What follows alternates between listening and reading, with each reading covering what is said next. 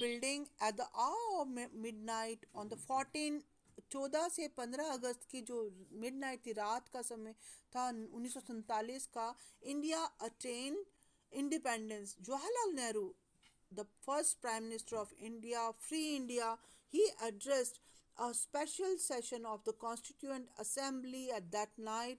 This was a famous Tryst with Destiny speech that you are familiar with.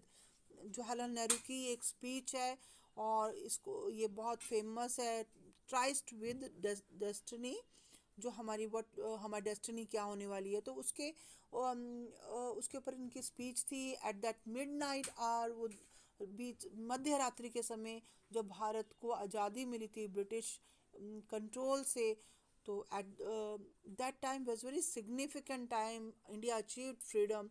This was the moment, ये वो समय था.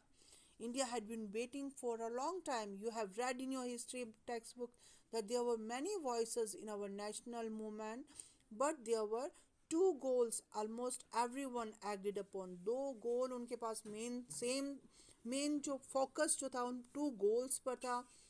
One, that after independence we shall run our country through democratic government.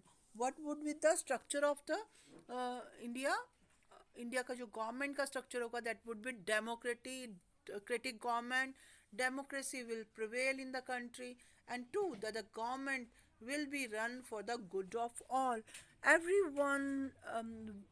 Everyone well-being is the goal of that time of leaders. Okay, so now that the country was independent, the time had come to realize the promise for freedom. Freedom का जो promise था, आज़ादी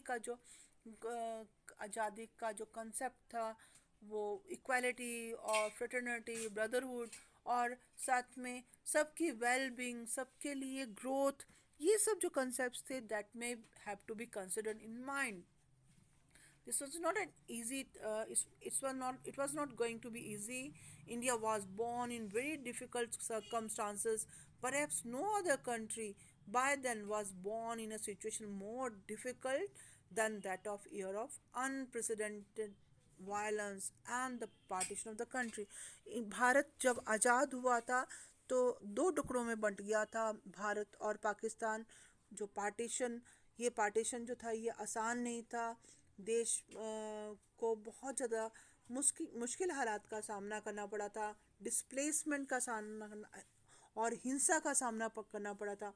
जो भारत में रहने वाले जो मुसलमान थे वो पाकिस्तान चले गए थे, और पाकिस्तान में रहने वाले Hindu, they migrated to India. This was a displacement of the people. It was not a good. ये जो आज़ादी थी ये अच्छा ही लेकर नहीं आई, और हिंसा और साथ में माइग्रेशन, डिस्प्लेसमेंट भी इसके साथ साथ I. The year 1947 was a year of such violence. It was in this situation that independent India started on its journey to achieve several objectives.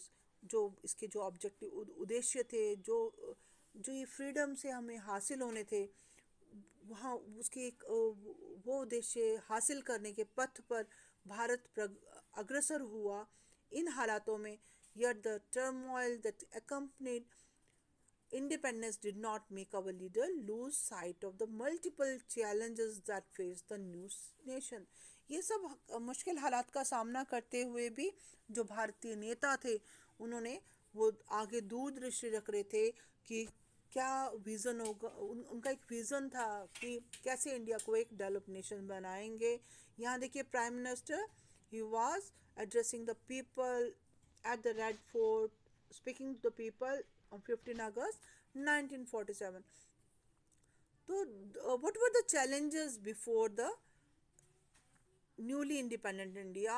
Tomorrow, here, it's the quote of Mahatma Gandhi. 14 अगस्त 1947 को कोलकाता में उन्होंने एक ये अपने भाषण में कहा होगा, tomorrow we shall be free from the slavery of the British domination.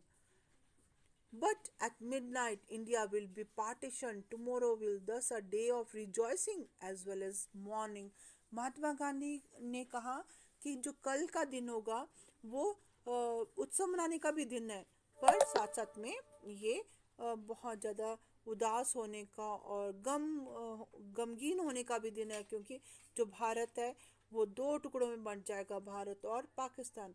तो there were challenges before independent India. What were the three challenges? Broadly, independent India faced three kind of challenges. तीन तरह के challenge उनके सामने थे, and the immediate challenge जो सबसे अभी जो एकदम जो उनके सामने जो चैलेंज आया, that was to shape a nation that was united yet accommodative of the diversity in our society. You all know, we as a India, we India, our country is of diversity. India stands for unity in diversity. We have various cultures, traditions. We have different caste in our. We India have different people who are speaking different languages.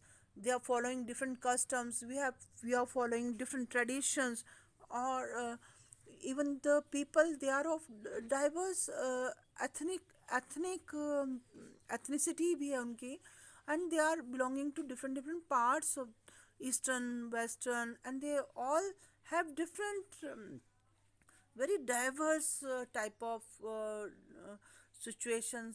And तो जो leaders थे उन्होंने India India में जो ये उस समय के लीडर्स थे, उनके सामने सामने एक सिचुएशन थी, वो द चैलेंजेस कि how to accommodate this diversity, कैसे इस विभिन्नता में भी एकता लानी है, तो यूनिटी इन डाइवर्सिटी लानी है, और how to accommodate these all people of different cultural groups, different ethnic groups, different caste, and different cultures. They have to be come together to form a different nation. So that was a very much challenge with the leaders at that time.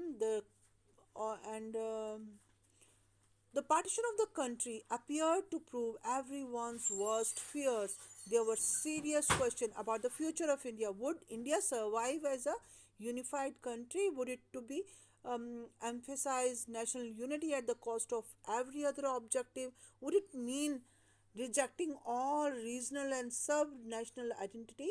Uh, the most important urgent question was, how was the integration of the territory of India be achieved?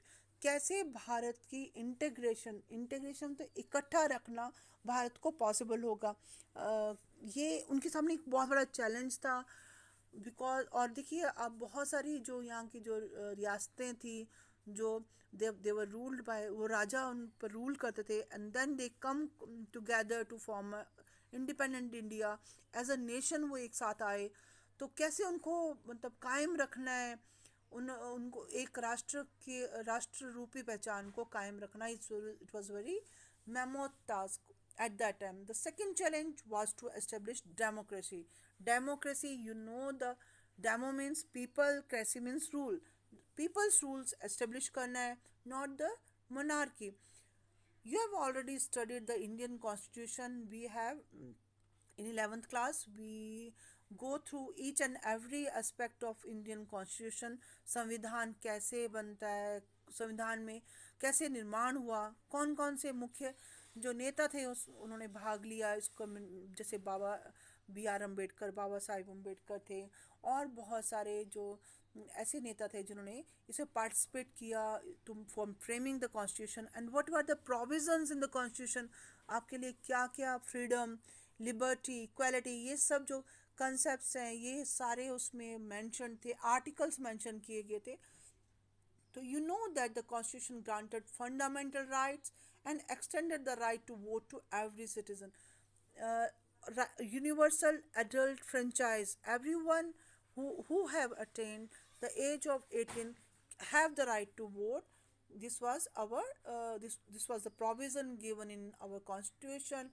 Parliamentary form of government, there is a division of power between the legislature, executive, and judiciary, and this federal system of government, this democratic framework that was established by the people of India at that time.